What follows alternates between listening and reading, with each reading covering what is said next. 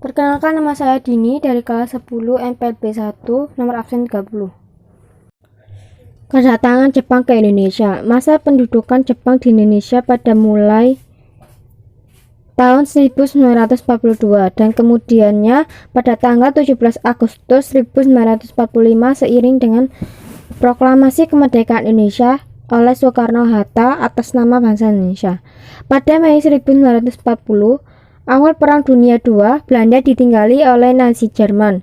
Hindia Belanda mengumumkan kondisi siaga dan di Juli mengalihkan ekspor sebagai Jepang ke Amerika Serikat dan Inggris. Negosiasi dengan Jepang yang benar tujuannya sebagai mengamankan persediaan bahan bakar pesawat gagal di Juni 1941. Dan Jepang memulai penaklukan Asia Tenggara di bulan Desember tahun itu. Di bulan yang sama, faksi dari Sumatera menerima bantuan Jepang sebagai penyelenggaraan revolusi terhadap pemerintahan Belanda. Pasukan Belanda yang terakhir dikalahkan Jepang pada Maret 1942. Pada Juli 1942, Soekarno menerima tawaran Jepang sebagai penyelenggara kampanye publik dan membentuk pemerintahan yang juga mampu memberi jawaban terhadap kebutuhan militer Jepang. Soekarno dan Muhammad Hatta dan para kiai didemokrasi oleh Kaisar Jepang pada tahun 1943. Tetapi pengalaman dari penguasa Jepang di Indonesia sebagai bervariasi, tergantung di masa Indonesia hidup dan status sosial orang tersebut. Untuk yang tinggal di kawasan yang diasumsikan penting dalam peperangan, mereka merasakan siksaan terlibat perbudakan seks, penahanan sembarangan, dan hukum mati, dan kejahatan perang pautannya. Orang Belanda dan campuran Indonesia Belanda adalah target tujuan dalam penguasaan Jepang.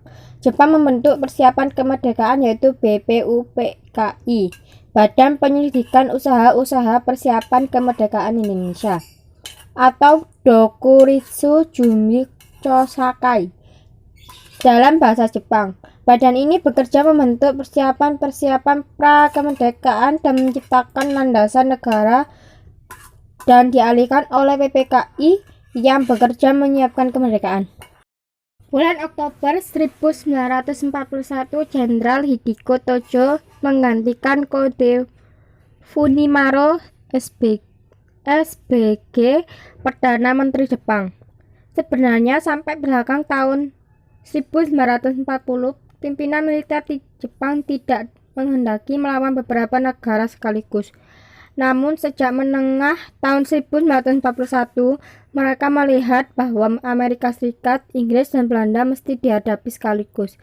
Apabila mereka berhasrat menguasai sumber kekuatan dunia di Asia Tenggara, lebih-lebih setelah Amerika melancarkan embargo minyak bumi yang sangat mereka butuhkan, adil sebagai industri di Jepang, maupun sebagai kebutuhan perang. Periode menjelang kemerdekaan rakyat Indonesia. Pada 6 Agustus 1945, 2 bom atom dijatuhkan ke 2 kota di Jepang, Hiroshima dan Nagasaki, oleh Amerika Serikat. Ini mengakibatkan Jepang menyerah untuk Amerika Serikat dan sekutunya. Momen ini pun dimanfaatkan oleh Indonesia sebagai proklamasi kemerdekaannya. BPUPKI berproses dan merubah nama menjadi PPKI. 15 Agustus Jepang menyerah untuk sekutu. Tentara dan angkatan laut Jepang sedang berkuasa di Indonesia karena Jepang telah berjanji akan mengembalikan kekuasaan di Indonesia ke tangan Belanda. Mengetahui bahwa proklamasi tanpa pertumbuhan darah telah tidak mungkin lagi, Soekarno-Hatta dan pembagian PPKI pautannya malam itu juga rapat dan menyiapkan teks proklamasi yang kemudian dibacakan pada pagi hari tanggal 17 Agustus 1945.